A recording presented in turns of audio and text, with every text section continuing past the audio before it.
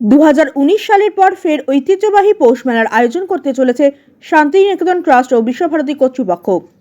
রবিবার অর্থাৎ আজই রাত্রি 9টায় গৌর প্রাঙ্গণে বৈতালিক ও শান্তিনিকেতন গৃহে সানাইয়ের মাধ্যমে আনুষ্ঠানিক উদ্বোধন হতে চলেছে শতাব্দী প্রাচীন শান্তিনিকেতনের পৌষ উৎসব এবং পৌষ মেলা। যাবতীয় সহযোগিতার হাত বাড়িয়ে দিয়েছেন জেলার পুলিশ প্রশাসন, স্থানীয় হস্তশিল্পী ও বোলপুরের ব্যবসায়ী সমিতি। ইতিমধ্যেই কড়া নজরদারির পাশাপাশি জেলা প্রশাসন পর্যটক টানতে সব রকম সুব্যবস্থা গ্রহণ করেছে। উপাচার্য বিনয় কুমার সোরেন জানান, দীর্ঘ কয়েক বছর পর জেলা প্রশাসনের সহযোগিতায় মেলার আয়োজন হতে চলেছে। বিশ্বভারতী কর্তৃপক্ষ, শান্তিনিকেতন ট্রাস্ট, জেলা প্রশাসন কাঁধে কাঁধ মিলিয়ে পৌষ উৎসবের সূচনা হবে। বিশ্বভারতী জনসংযোগ আধিকারিক অতীক ঘোষ জানান, পরিবেশ বান্ধব মেলার পাশাপাশি চিরাচরিত ঐতিহ্য মেনে বিভিন্ন লোকমাধ্যম ছাড়াও বাউল, ফকির, ভাদু, টুসু, কীর্তন, আদিবাসী সংস্কৃতির বিভিন্ন অনুষ্ঠান রয়েছে।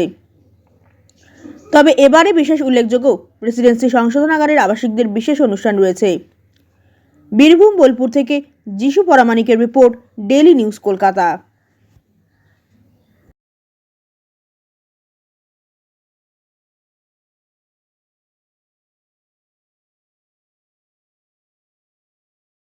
ছয় পৌষ রাত্রি 9টায় বৈতালিকের মধ্যে দিয়ে পৌষ উৎসবের সূচনা, তারপরে 9:30তে সানাই। এরপরে আপনাদের কাছে বোধহয় অনুষ্ঠান সূচি পৌঁছে গেছে। পরের মেন অনুষ্ঠানগুলো আমি বলছি। পরের দিন সকাল ভোর 5টায় হলো বৈতালিক, 5:30টায় সানাই, 7:30টায় ছাতিমতলায় উপাসনা হবে। এই উপাসনার মধ্যে দিয়েই আমরা কিন্তু শুরু করব আমাদের পৌষ উৎসব এবং পৌষ মেলার সূচনা বলতে ওই জায়গাটা থেকে হবে। এবং আগের দিন রাত্রের বৈতালিকের মধ্যে দিয়ে আমরা আমাদের প্রাক্তন যারা আজকে আমাদের মধ্যে নেই, যারা আমাদের ছেড়ে চলে গেছেন, তাদেরকে আমরা বারবার স্মরণ করব গানের মধ্যে দিয়ে, গুরুদেবের গানের মধ্যে দিয়েই গুরুদেবকে স্মরণ করব। আজই যত তারা আকাশে। এবং পরের দিনও বৈতালিকে ওরকমই গান হবে। ছাতিমতলাতে প্রদক্ষিণ হবে, গুরুদেবের কক্ষে যাওয়া হবে রবীন্দ্র ভবনে। এইভাবে আস্তে আস্তে সূচনা হবে এবং আস্তে আস্তে আমরা ঠিক জায়গায় পৌঁছে যাব খ্রিস্ট উৎসব এবং আলোকসজ্জার মধ্যে দিয়ে। খ্রিস্ট উৎসব, হ্যাঁ বলো। খ্রিস্ট উৎসবটা যেরকম থাকে, তাদের থাকার ব্যবস্থা হচ্ছে, তাদের খাওয়ার ব্যবস্থা করা হচ্ছে এবং তাদের একটা করে সাম্মানিক প্রদানও আমরা করছি। তবে সাম্মানিকটা সকলের ক্ষেত্রে সমান নয়, যে যত দূর থেকে আসবে তাকে একটু বেশি দিতে হবে। যে বোলপুর মুলুক থেকে এসছে, হ্যাঁ, তারটা যেমন একটুখানি কম হবে, নিশ্চয় রামপুরহাট থেকে যে এসছে সে তারটা একটু বেশি হবে, এটাই স্বাভাবিক এবং সেটাই আমরা করব।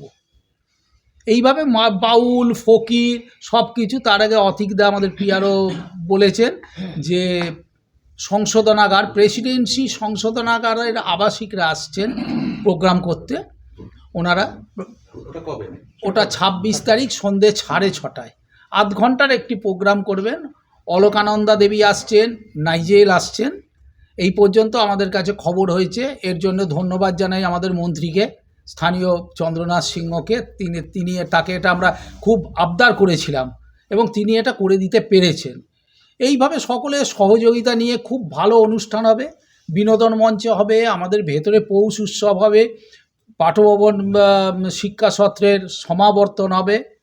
আমরা 181তম সাংবৎসরিক উৎসবে পা রাখতে চলেছি এবছরে। আপনাদের সকলকে আমরা আমন্ত্রণ জানাচ্ছি।